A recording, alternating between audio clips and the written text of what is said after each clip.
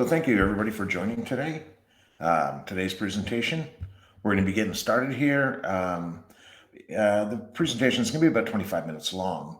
And at the end, we're going to have some Q&A. If you have any questions, feel free to submit the questions via the Q&A tab. So without further ado, let's get started with today's presentation. Hi, and thanks for joining. My name is Ron Key. I'm a solutions engineer with Tufin, and I work out of the United States, southern region.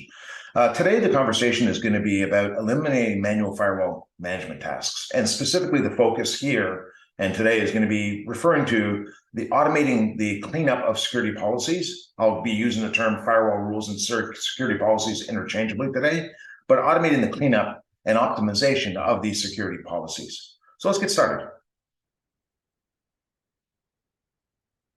So the agenda then is a brief introduction to Tufin. Many of you, I think, are first-time listeners, so tell you a little bit of who Tufin is and what we do. And then we're going to talk about this idea about security policies, firewall rule sets, and really how do they get dirty and what's that cause from? And also, why is it necessary to ensure that these network security policies are maintained with appropriate hygiene, right? I know in some cases it's a regulatory requirement, specifically when we look at things like PCI. But also it's just best practices, and we'll share some of that with you. Additionally, we'll talk about how you can go through and clean up the network security policies in your environment.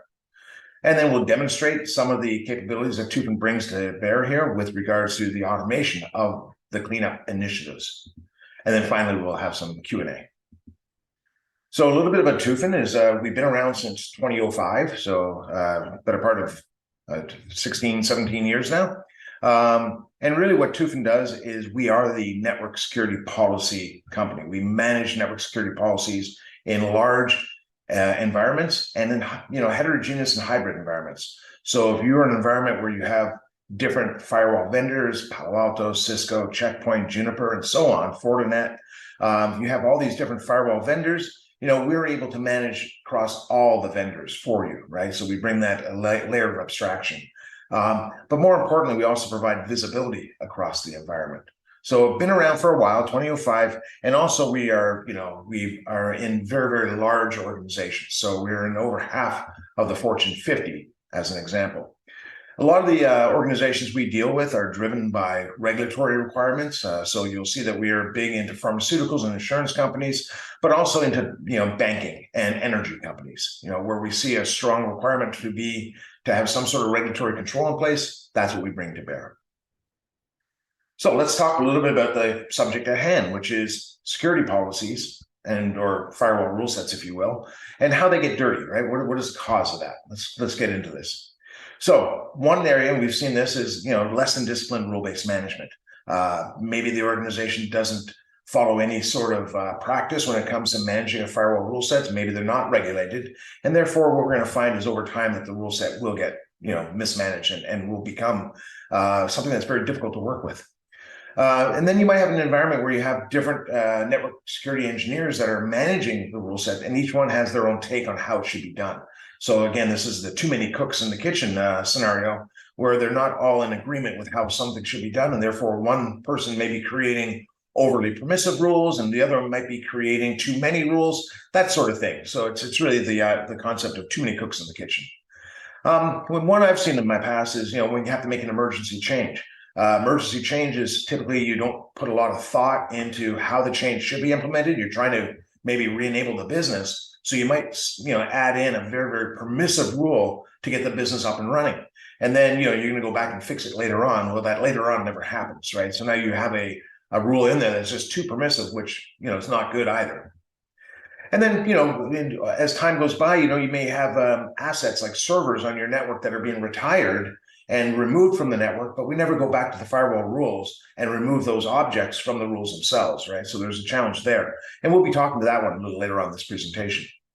And then last, when we deal with firewall rule sets that have been there for a while, we have a lot of legacy rules. Perhaps the purpose of the rule is not fully understood by those that are managing the rule set now, and they're reluctant to do cleanups because, quite frankly, they're afraid to break the business, right? They don't want to break an application, and so therefore the rules stay there until they figure out why the rule's there. So why are network security policies cleanup necessary? We see how the rule sets get dirty, and we've listed a few items, but why is it important to clean them up?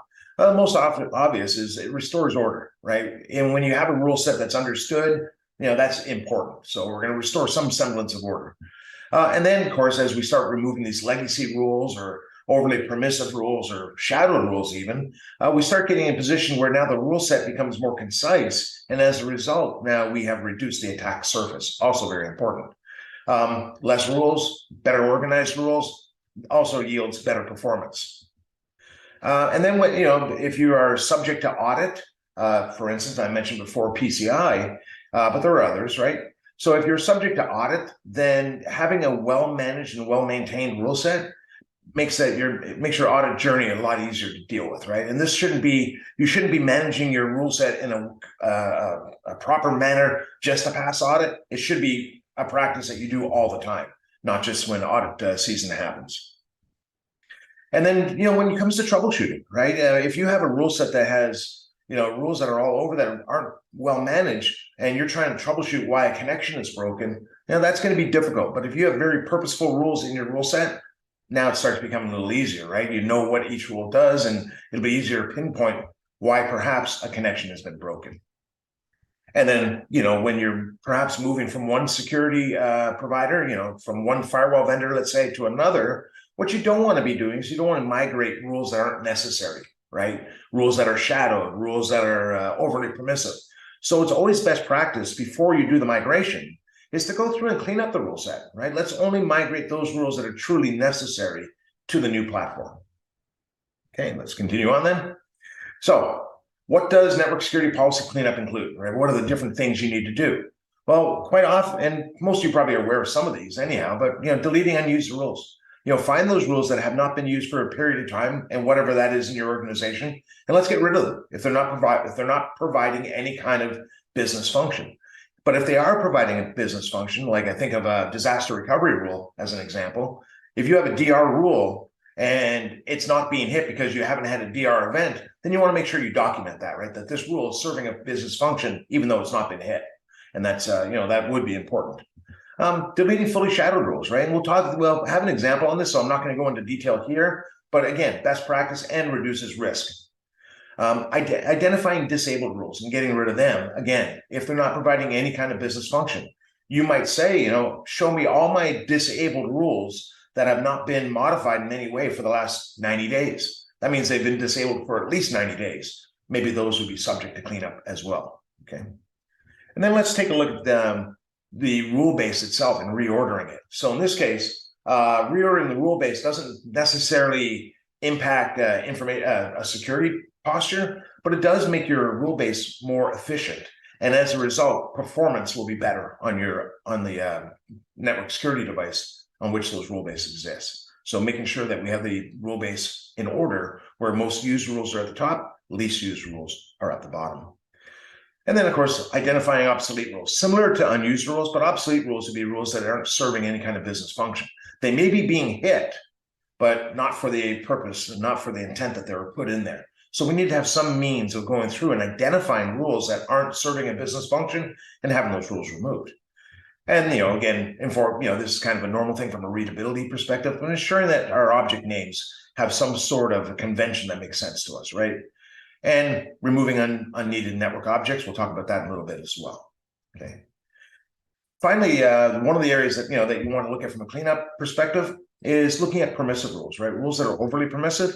We talked about earlier, maybe the rule that was put in as an emergency measure, and having that rule tightened down, right? Making sure that rule is only allowing the access it needs to allow, not full access. So identifying and then also tightening up overly permissive rules.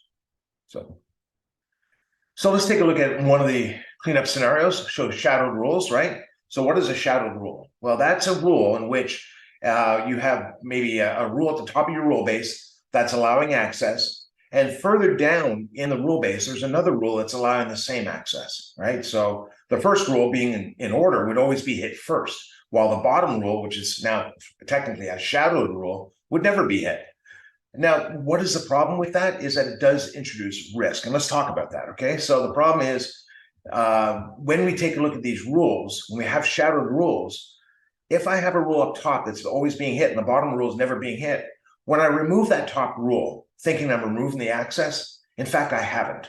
I've removed that rule, true, but now all that's happening is the access is being granted by the bottom rule or the rule further down the rule base. So again, it's a bit misleading here when you have a shadowed rule. When you think you are removing access, the access is still being granted down below. And also, having shadowed rules is extra rules in your rule base that just don't need to be there. So it makes best sense to have those rules removed. Now, what is the problem as far as trying to clean these things up? Well, when you have a heterogeneous environment and you're trying to identify shadowed rules, that's a lot of management stations or a lot of platforms that you have to talk to, right? So swivel chair management. And it's also time consuming to have to go into each platform and start basically identifying and deleting or disabling shadowed rules. So, and also trying to keep an audit trail as well. So Tufin approaches this through automation, right? Having an automated solution that allows you to A, identify shadowed rules automatically, but B, also go through and have these rules removed while maintaining a full audit trail. So let's take a look at what that looks like. So just one quick second, I'll go to my dashboard. There we are. So this is my Tufin dashboard. And as we'll see, when we come to the dashboard, we're presented with certain metrics right away. One of the metrics talks about this area for cleanups, right? Where we have rules that are subject to being cleaned up. And that's what we're seeing here. One of the areas of cleanups is something called shadowed rules, which we've already talked about. So I'm just going to go ahead and click into shadowed rules. And Tufin will go ahead and look across all my platforms that I'm managing, and it's going to identify shadowed rules. So we see, what I'm looking at right now is each rule being represented to me. In this case, some are on my ASA firewalls. And if I scroll down, I can see we have some SMC, Juniper firewalls, and so on. So we have quite a few shadowed rules in here across multiple platforms. And as you'll know that I don't need to jump from platform to platform, right? I can just see it all here in a single dashboard, which is very, very helpful. So as I'm scrolling through and I see these rules, now what I might want to do is go ahead and have these rules removed. So what I simply do is select the rules that I want to have removed. In this case, I'll choose 2 rules that happen to exist on my Palo Alto firewall. And I'm going to tell Tufin, let's go ahead and decommission these rules. So I choose decommission. I'm going to give it a subject for the ticket that I'm creating. And I'm going to say remove shadowed rules from Pan Firewall. And I have the option here to either disable or remove the rule. Best practice for me would be to probably disable the rule initially, making sure that when I've removed the rule, I'm not breaking any business function, and then later on come back and then delete the disabled rules. Or you can just simply choose to remove the rules. But either way, I'm going to go through, and through automation, I'm going to have these rules removed, or in my example, disabled. So now what's happened is Tufin is starting up a ticket to go through and have the rules disabled. So here we are within the secure change portion of Tufin, which is our orchestration and automation initiative. And I'm going to submit this ticket. It's going to get a ticket ID, and that this will now start the automated process of having that rule removed. Okay, so that's one example of using automation, how fast and easy it is to go through and clean up a rule in your environment. So let's go back to our presentation. Okay. And by the way, at the end of the presentation today, we'll have an opportunity for Q&A. So if there are any questions around this, please let me know. All right. The other area we're going to talk about now is optimizing firewalls to ensure least privilege, right? So again, we want to take a look at rules that are maybe too permissive, overly permissive, and tighten them down. And why is that important, right? So the problem is, again, lack of visibility and insight into the dependency of the business. What does this mean? We have a rule that's super permissive, allows too much access, and we're not sure how the rule is being used, so we're reluctant to make it less permissive, right? And so that's part of the problem here. The other thing to look at here is, we might be implementing a new firewall where there's never been a firewall before. So before we start tightening down traffic, we want to understand what legitimate traffic is going through that segment right now. So we need to understand the traffic in order to create the rule set. And then from there, we can tighten it down. And then legacy rules, which no longer require permissive access, right? We need to understand them. And again, tighten them down. Make sure the rules are serving a business function, A, but also make sure the rules are only allowing the access required, right? Again, talking about zero trust network access. So the solution here, Tufin has a solution referred to as the automatic policy generator.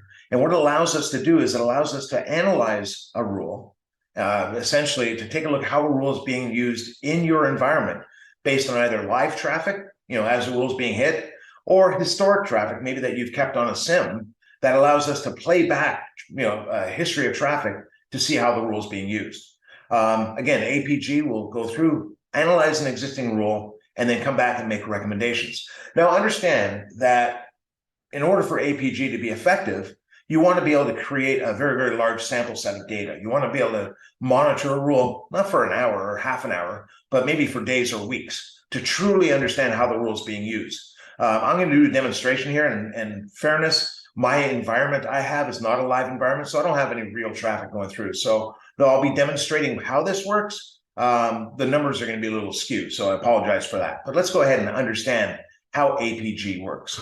So again, I'm going to go back to my Tufin console, and within the Tufin console, within my rule viewer, one of the things I'm able to do, in fact, if I go back to my dashboard, it'd be probably a more effective way, is within my dashboard, we again identify highly permissive rules, right? So we're seeing that. In my environment, I have 410 highly permissive rules. If I click on that, and again, all the dashboard is all live, so we get real data, real metrics, I can now start seeing, my highly permissive rules. Then we see over here the permissiveness metadata saying hi. And this is based on the source, destination, and services used by the rule. So when we see things like any's, that obviously becomes very highly permissive. So we can identify highly permissive rules. That's great. What I like about Tufin is that when Tufin identifies a problem, it always gives you a path to remediation as well. So it's all good to call out a problem, but unless you're providing that path to remediation, there's really not much value. So you have to have that path.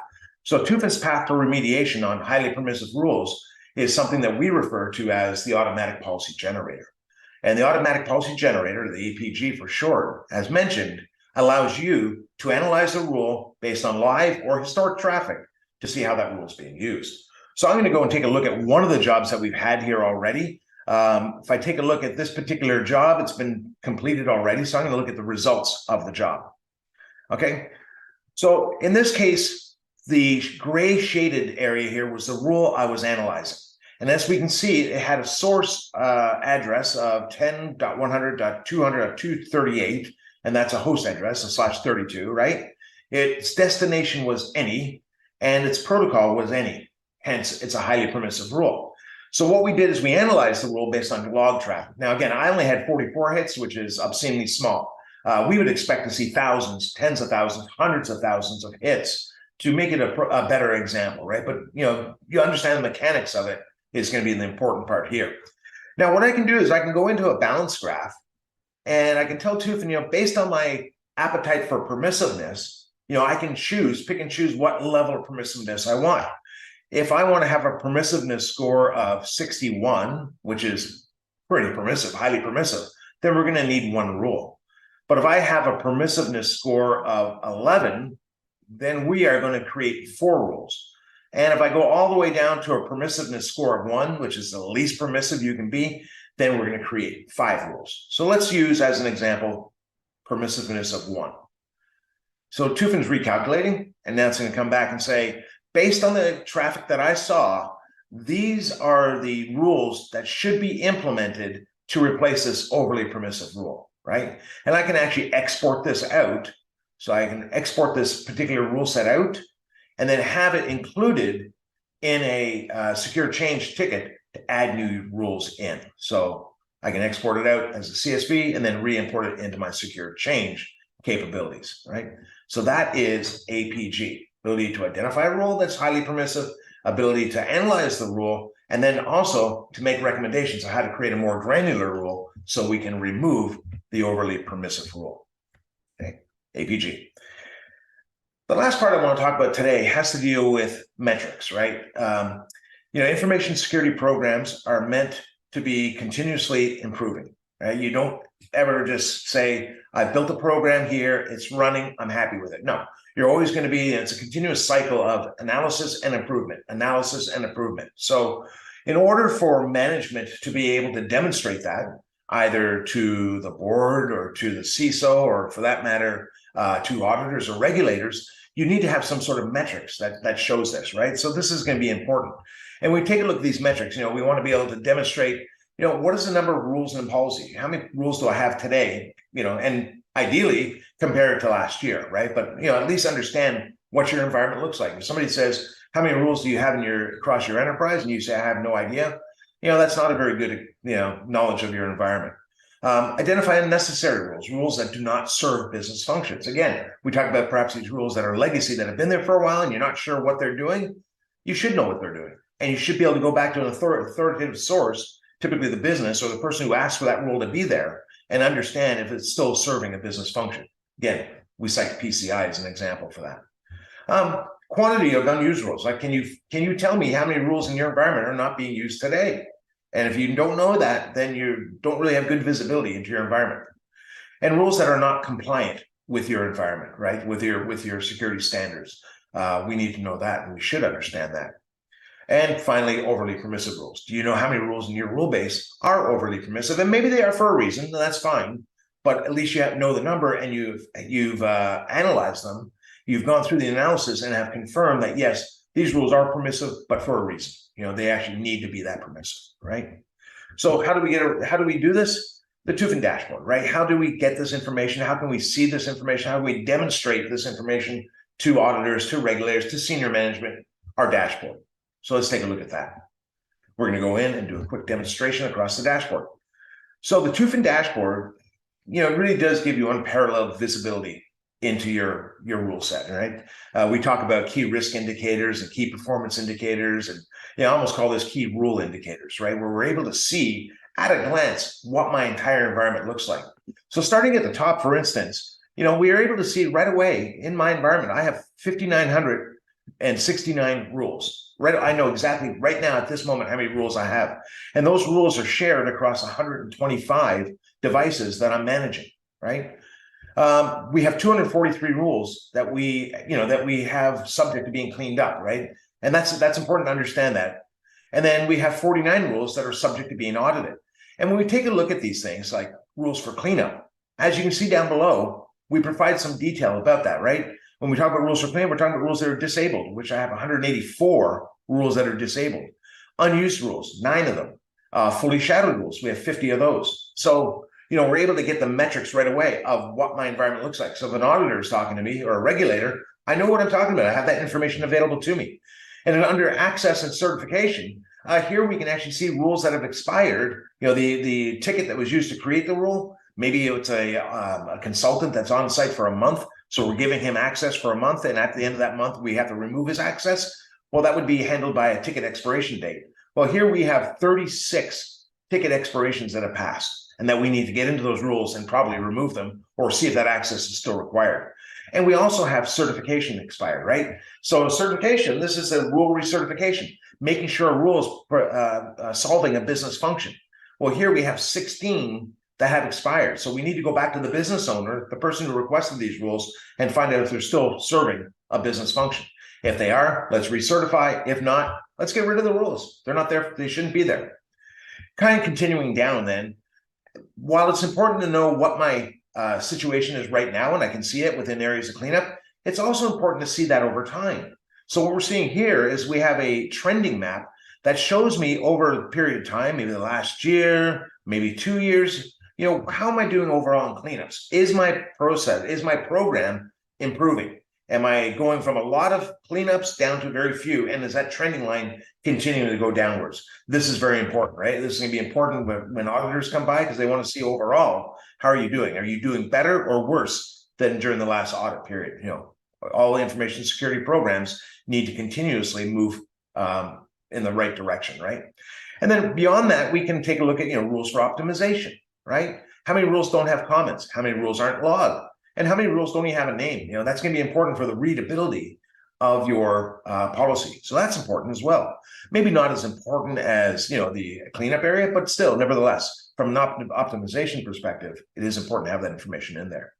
And then finally, as we get towards the bottom here, and we didn't really get into this too much, but this has to deal with compliance, right? Another metric that's very important.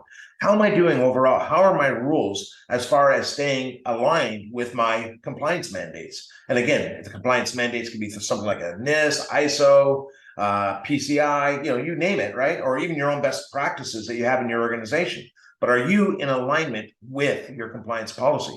And if you're not, are you doing better, right? Are you heading well? And here it looks like we were doing better for a while, but then we kind of stalled out, right? So it's important to see that you're identifying non-compliant rules, but also managing them as well, right? That you can go through and understand which rules aren't compliant and either creating an exception or having those rules removed or redesigned to be compliant. So anyhow, so those are some of the key metrics. And though I'm showing you here on a dashboard, these can also be created in a report as well. So that's all I had for this particular day. And now we'll open it up to any Q&A that you may have.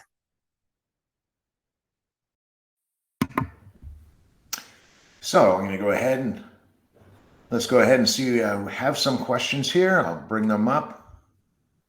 Okay, so question is, I've got quite a few questions actually. Okay, so the first question, I'm using Palo Alto and Checkpoint firewalls, which are running in the cloud. Can I get cleanup recommendations and policy optimization for these devices? The answer to that is yes.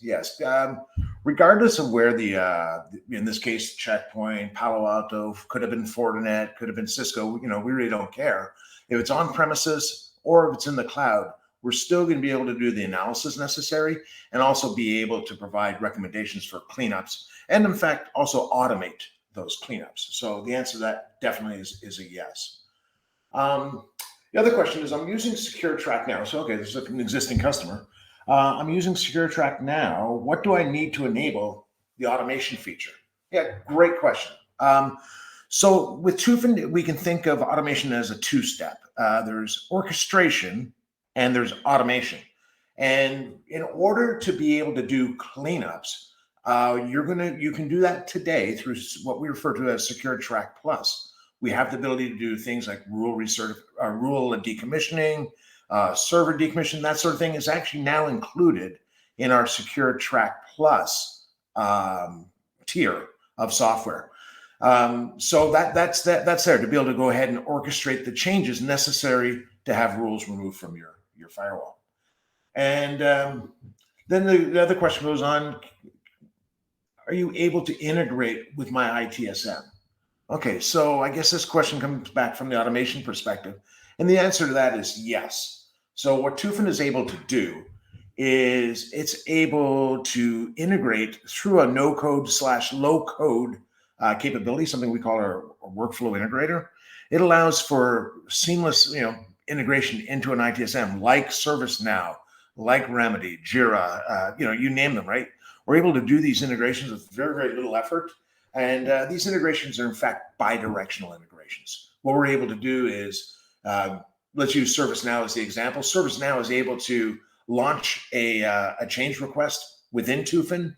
Tufin then becomes like the black box that goes out and implements the changes, designs, implements, creates the audit trail, but it's also able to reach back into ServiceNow to pass the relevant artifacts into ServiceNow for audit purposes later on. Or perhaps we need to seek approval from somebody. We'll send that into ServiceNow, and then somebody logs into ServiceNow and provides approval, that sort of thing. So a long-winded answer to a short question, but yes, we can go ahead and we can go ahead and integrate very well with ITSMs. Do we integrate with Firepower? Yes, we do. We integrate. So some of the firewall vendors out there, we integrate through management stations. Firepower is a very good example of that. So we integrate through the FMC to be able to manage the FTDs. So we are able to do that. Other examples of firewalls through a management station would be like Panorama with Palo Alto, CMA with Checkpoint, and so on. So we're able to FortiManager for Fortinets. So good question. Thank you for that one. Can Tufin simulate traffic to see which rule might be blocking communications between two hosts? Yes, it can. So in fact, and we didn't get into this in this part of the presentation today, But Tufin, as part of the visibility, we create what we refer to as a topology map. And this is automatically generated by Tufin. It shows all the network security devices that we're managing on your behalf, but it shows beyond that. It shows your network fabric as well. So your L3 network overlay. And we create this entire topology map. Well, the map is good, and you're able to see it, and you're able to create a Visio, and that's great. But more importantly, you're able to query the map. And what you can do is you can ask the map, can this source or sources reach this destination or destinations? And what happens is do an analysis of the map, and it will report, A, is there a routable path from the source to the destination? And if there is, what are the devices in path that are managing the traffic? Are there firewalls in the path? And are those firewalls allowing the traffic or blocking the traffic? And now you imagine if you had a heterogeneous environment where you had maybe Cisco's and Palo Alto's and checkpoints, you'd be jumping from management station to management station to get that answer, right? And if the business is down, that's money being lost. With Tufin, you can do that query very, very quickly, very succinctly across the entire environment, and you'll have the answer in seconds. So really, really fast way of working with that. Let's see, a couple other questions here. Does Tufin require panorama for automation of Palo Alto firewalls? Yes, we do. And that's actually, Palo Alto's best practices as well.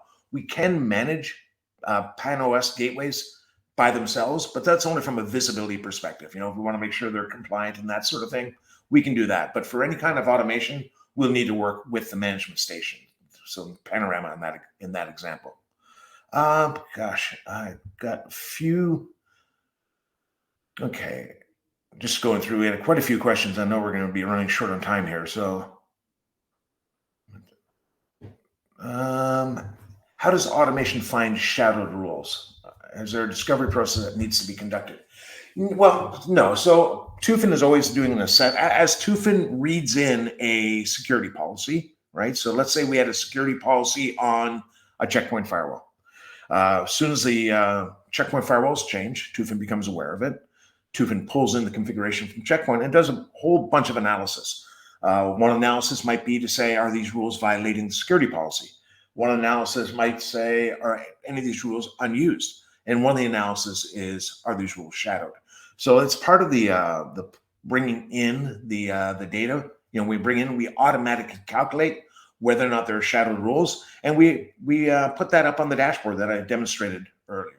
Okay, so you don't have to do any kind of special discovery for it. It'll be right there available to you. And of course, we can do automated reports and send that out as well. Probably the last thing to mention, when using Tufin for automation, we will not ever create shadow rules. So that's something else to be aware of. Okay, so I think with that, I'm going to be wrapping it up. Thank you for joining. This was the first of 3 sessions that we're going to be conducting over the coming days and weeks. So please do come back again and join me for my next session. Until then, thank you and have a good day.